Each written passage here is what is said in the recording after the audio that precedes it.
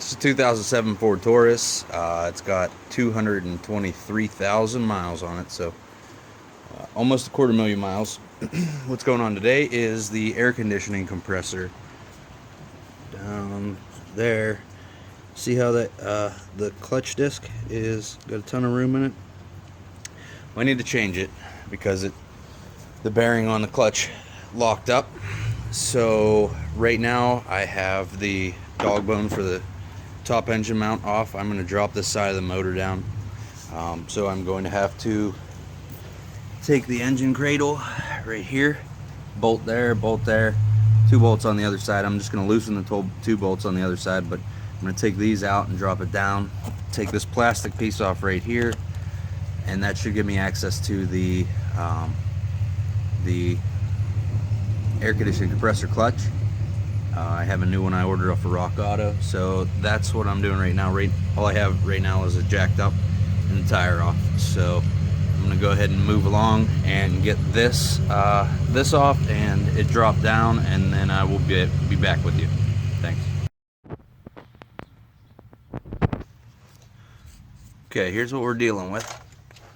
You can see the clutch is just shot. There's no more rubber bushings in here. This is the clutch plate. You shouldn't be able to do that. And this is where the bearing's at. So all this is shot, really shot. It does turn, so that's good. That'll do me a little bit of a favor. I don't know how the bearing race is on the shaft, but we'll see that shortly. But so far, I've taken the engine cradle bolts out. You can see one here. There's one that goes back here. I took those out. Those are 18 millimeter, I believe. 18 millimeter. So 18 millimeter on those, 19 millimeter on the nuts for the wheel. I had to use what we got here, 7/32 to take one of the bolts for that shroud right there out, and there's 3 Phillips head screws to take that out to get all this opened up. Okay, a little update here. You can see I got the outer part of the clutch off. You can see there's only like 10 ball bearings in there. That's my problem. It's all bad. It's got a ton of play. So now I just got to get it off of there. Okay, I got it all off. I'm going to explain how it comes apart real quick.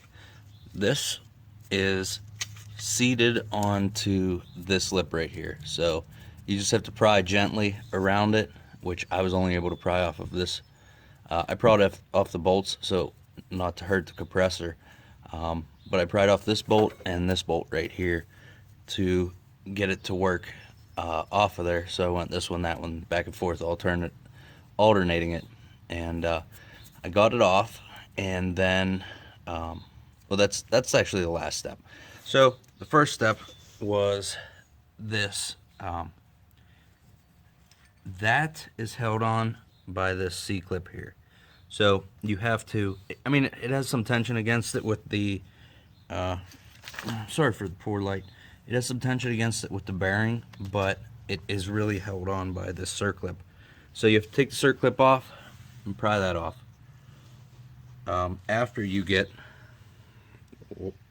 this off, which is a, let's see, 8 millimeter bolt on this to pry, or to get this part off. Once this is off, then you take that off.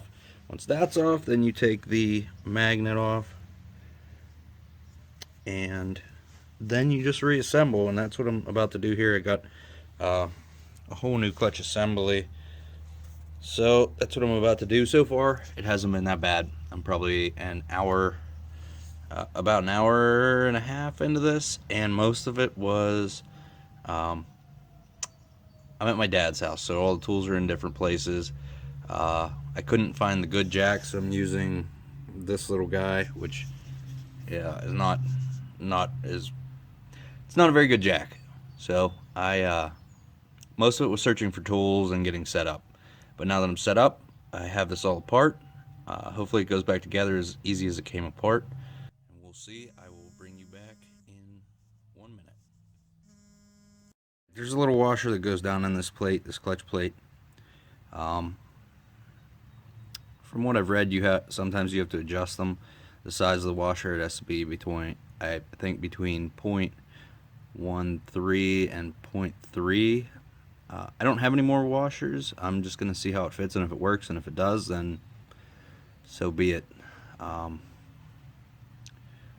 might have some feeler gauges, so I'll put it together, see what it's measuring.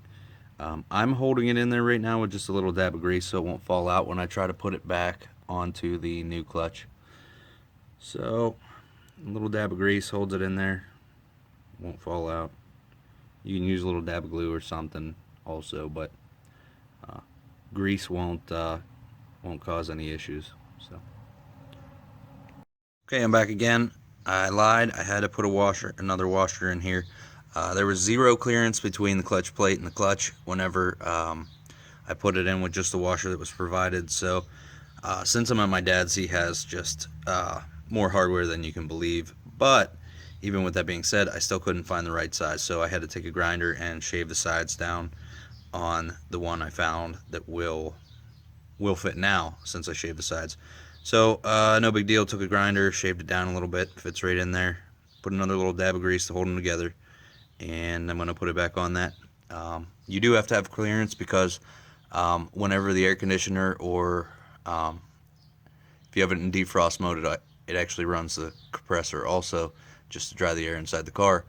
But whenever you don't have the air on, this clutch disc doesn't spin, only that spins. So you have to have some clearance in between the clutch plate and the clutch. So that's why I had to put another washer in. So I'm going to put it back together and see how that works. Okay, I got the gauges out. That's 0.01. Plus I have a 0.04 behind it, so 0.014 fits in there nice. Don't quote me on the measurements I gave you the first time because I'm not exactly positive, but 0.014 is the gap I have. I feel good with it, so I'm going to go ahead and put the nut on, or put the bolt on, and put this thing back together. Alright, here I am back again. See, the clutch is spinning. I actually had to remove the thinner original washer because it was just too far away. So 0.14 too far away. I got cold air again. I'm gonna turn this off.